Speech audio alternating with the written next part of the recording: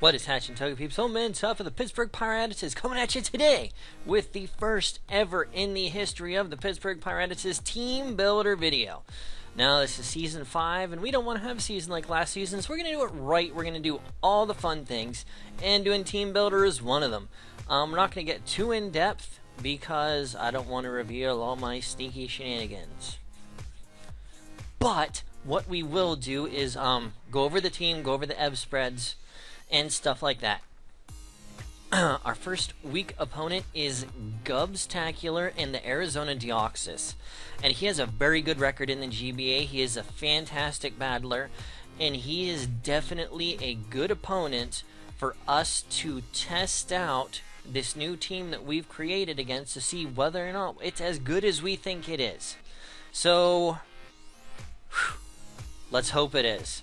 Let's start off with Ambipom, Mr. Handsome.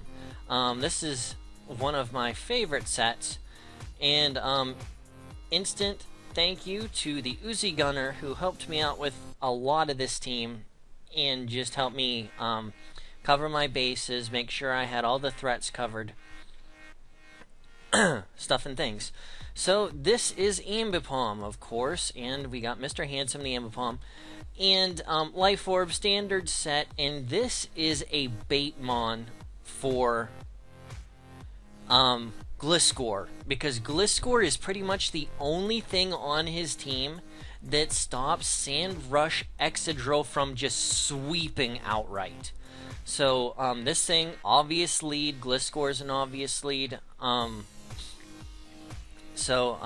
immediate fake out, and Gliscor's undoubtedly going to have Protect for turn 1 if it is indeed the lead. He also has Frostlass, which is another real possible lead,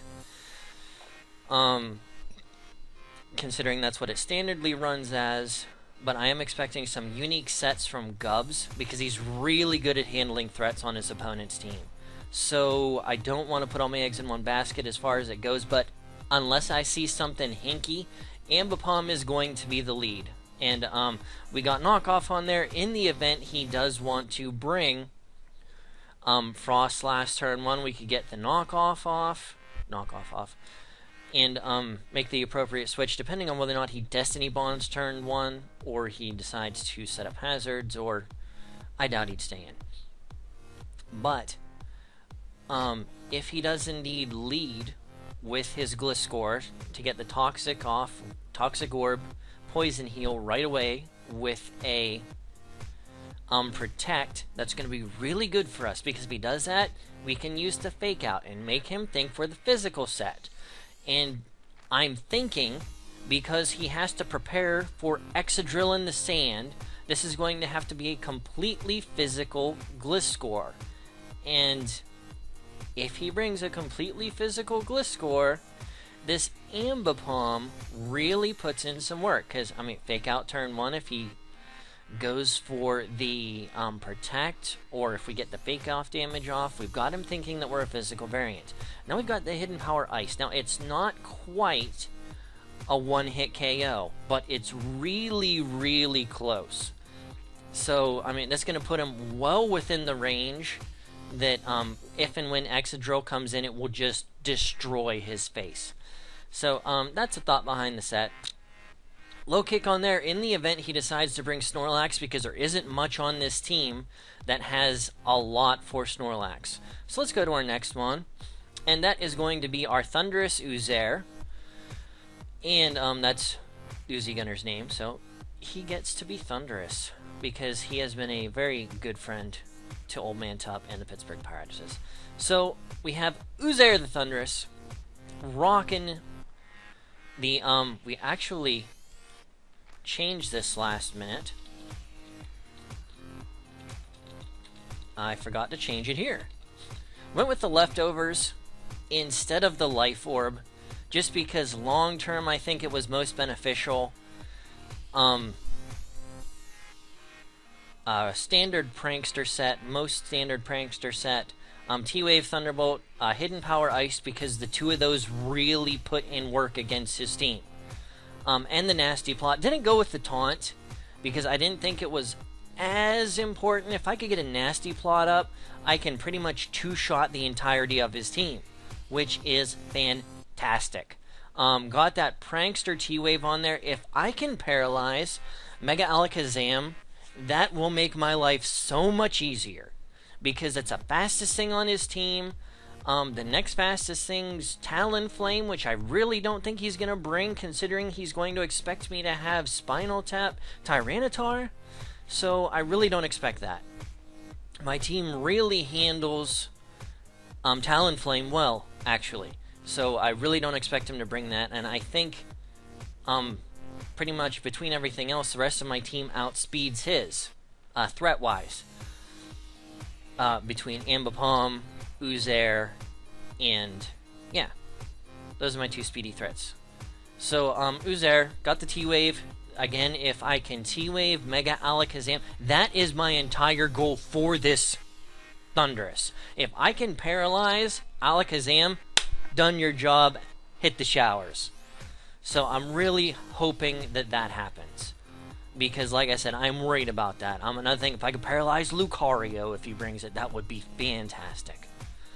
Bring in Blister, because of its blistering speed, and for those of you who don't know, you get a blister when you're hiking, you get a moleskin patch and put it on there, and it heals your blister lickety-split.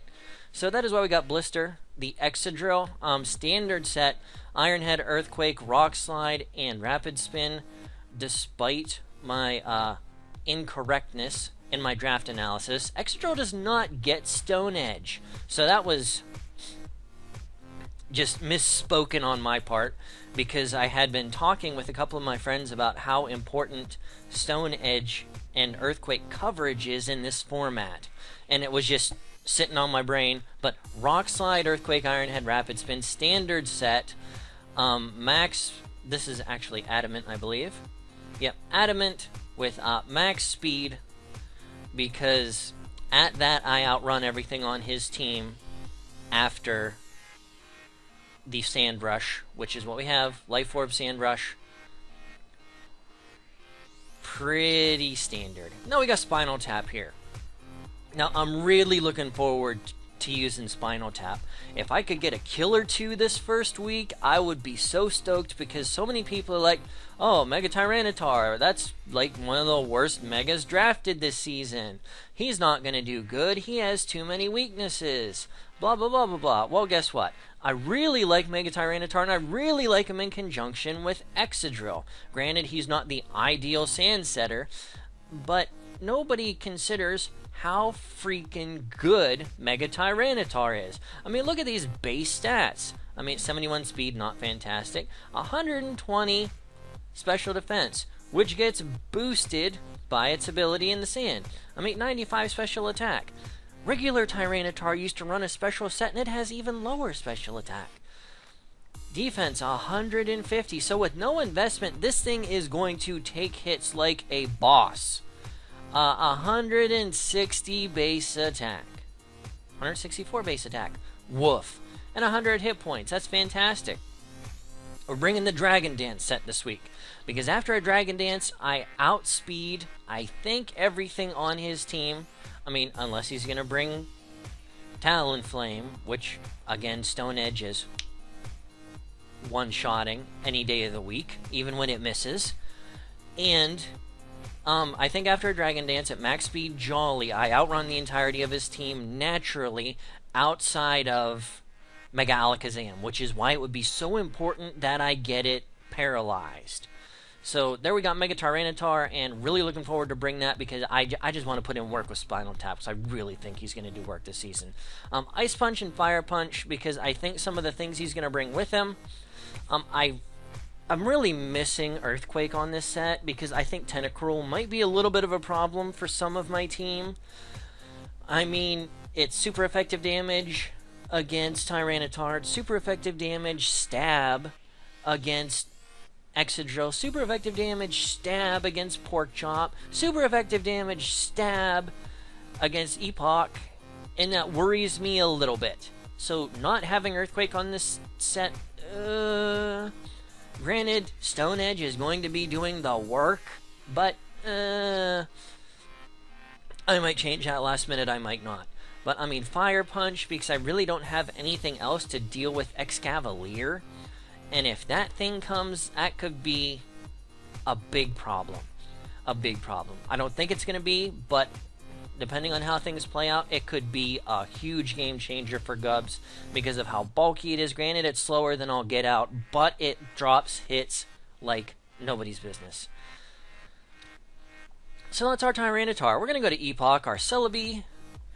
And this is just kind of an all-around Wally set with a little bit of speed investment just to, speed creep over his uninvested 100s. And fun. But max HP investment, defense investment, and special defense investment, calm nature, almost balanced defenses. And the Celebi is not meant to come in and take huge hits. The Celebi is meant to come in, sponge statuses, sponge scalds, and switch out. I've got Baton Pass, I've got Recover, and I've got Stealth Rocks. It comes in, sets up rocks, gets out of town. It's not meant to come in and win a war of attrition. Not this set anyways. So that is my Celebi set. Now we're going to bring in Pork Chop, and if you don't get the reference, you should not be my friend. I know Lars gets the reference. But anyways, we got Arcanine, Pork Chop with leftovers. Bring in the Intimidate because a lot of his mons have the ability to run some mix sets. And I really don't think he's bringing Talonflame. So I don't really think I'm going to have to be worried about, and not a lot on my team is going to be, oh hey, let's use a fire type attack when there's so many other better options. I mean, Blister and Epoch are the only things that get super effective damage from fire attacks, and his only fire type on the team is Talonflame, and the Intimidate going on to that, which again I don't think he's going to bring, but this is more for help with Lucario. Because, yeah, the Intimidate we're going to need for that. I mean, even though he might be running a special set if he brings it, we got the special defense boosted on this one, as well as the Intimidate, so we kind of cover the bases on Lucario. Lucario's special move pool isn't that fantastic against Arcanine, so regardless, we can burn it, we can Morning Sun on it, provided that the sand is not, we won't be crunching on it. But extreme speed mostly for late game cleanup, because I don't see Arcanine getting used a whole lot during the majority of the match, unless he needs to come in and sponge a few hits. But I don't think that's going to be the case, because I think a lot of his special attackers I'm not going to be wanting to be switching anyways, namely Tentacruel's Scalds. That's what we have Epoch for. So that is the team we are bringing to week 1. Now, don't fret, we will have already had the match before this gets uploaded, so alright guys, I hope you enjoyed this week's Team Builder episode, and it told you everything you need to know about the team. And we will be seeing you guys at the end of week 1, after this, this Sunday, which is when the first battle will be uploaded, and hopefully we'll be coming out the other side better, brighter, stronger, and with a win on our side. So alright guys, Gubstastic is a fantastic competitor, and his Arizona Deoxys is not a team that we should take lightly. So let's go into this, play good, and do our best. Alright guys, been OldManTup, catch you on the flip side with the Pittsburgh Pirattata. Peace.